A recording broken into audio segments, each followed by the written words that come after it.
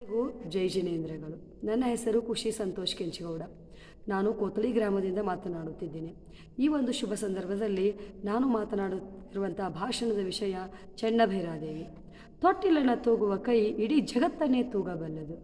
ಏಕೆಂದರೆ ನಾವು ಹಿಂದಿನ ಇತಿಹಾಸವನ್ನು ನೋಡುತ್ತಾ ಬಂದಿರುವುದರಿಂದ ಅಲ್ಲಿ ನಾವು ಹಲವಾರು ಪುರುಷರಿಗೆ ಸರಿಸಮಾನವಾಗಿ ಹೋರಾಡಿ ಅನೇಕ ಸಾಮ್ರಾಜ್ಯಗಳನ್ನು ಹಲವು ವರ್ಷಗಳ ಕಾಲ ಆಳಿರುವಂತಹ ಮಹಿಳಾ ವರ್ಗವನ್ನು ಕೂಡ ನೋಡಬಹುದು. ಕಿತ್ತೂರು ರಾಣಿ ಚೆನ್ನಮ್ಮ ಆಗಿರ್ಬೋದು, ಬೆಳವಡಿ ಮಲ್ಲಮ್ಮ ಆಗಿರ್ಬೋದು, ಅದೇ ರೀತಿ ವೀರರಾಣಿ ಝಾನ್ಸಿ ರಾಣಿ ಲಕ್ಷ್ಮೀಬಾಯಿ ಆಗಿರ್ಬೋದು, ಒನಕೆ ಓಬವ್ವ ಆಗಿರ್ಬೋದು.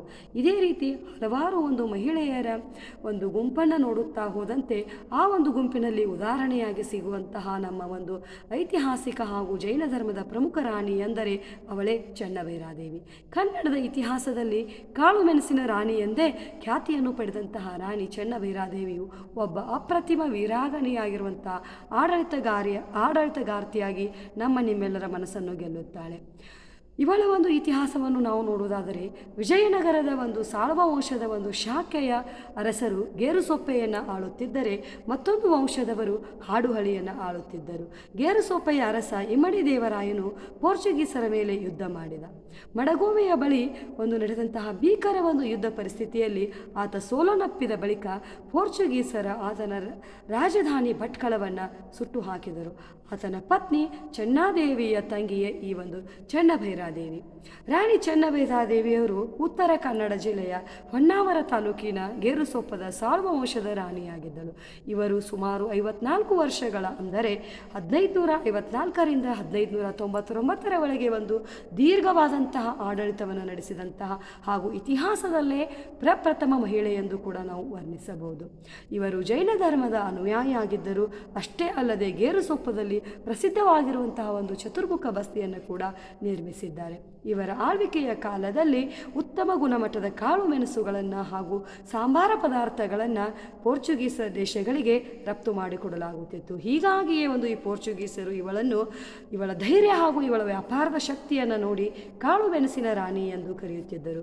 ಪೋರ್ಚುಗೀಸರ ಒಂದು ನೌಕಾಪಡೆಗೆ ಸವಾಲು ಹಾಕುವಂತಹ ಸೈನ್ಯವನ್ನು ಕೂಡ ಈ ಒಂದು ಮಹಾರಾಣಿಯು ಹೊಂದಿದ್ದಳು. ಇವಳ ಆಡಳಿತದಲ್ಲಿ ಬಂದರುಗಳ ಮೂಲಕ ವ್ಯಾಪಾರದ ಪ್ರಮುಖ ಕೇಂದ್ರಗಳಾಗಿ ಕಾರ್ಯವನ್ನು ನಿರ್ವಹಿಸ್ತಾ ಇದ್ದವು. ಇವಳು ಕಾಳು ಮೆಣಸಿನ ವ್ಯಾಪಾರದಿಂದ ಬಂದಂತಹ ಒಂದು ಸಂಪತ್ತನ್ನು ದೇವಸ್ಥಾನಗಳ ಜೀರ್ಣೋದ್ಧಾರ ಮತ್ತು ಬಸದಿಗಳ ನಿರ್ಮಾಣಕ್ಕೆ ಬಳಸುತ್ತಾ ಬರುತ್ತಿದ್ದಳು.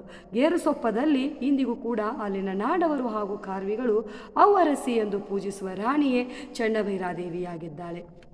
ಅಷ್ಟೇ ಅಲ್ಲದೆ ನಾವು ಇವಳ ಬಗ್ಗೆ ಹೆಚ್ಚಿನ ಮಾಹಿತಿಯನ್ನು ಪಡೆದುಕೊಳ್ಳಬೇಕೆಂದರೆ ಚೆನ್ನಭೈರಾದೇವಿಯ ರಾಜ್ಯ ದಕ್ಷಿಣ ಗೋವೆಯಿಂದ ಉತ್ತರ ಕನ್ನಡ, ದಕ್ಷಿಣ ಕನ್ನಡ, ಭಟ್ಕಳ, ಮಲ್ಪೆ ಹಾಗೂ ಹೊನ್ನಾವರ, ಮಿರ್ಜಾದ್, ಅಂಕೋಲಾ, ಬೈಂದೂರು, ಕಾರವಾರ ಪ್ರದೇಶಗಳನ್ನು ಕೂಡ ಒಳಗೊಂಡಿತ್ತು.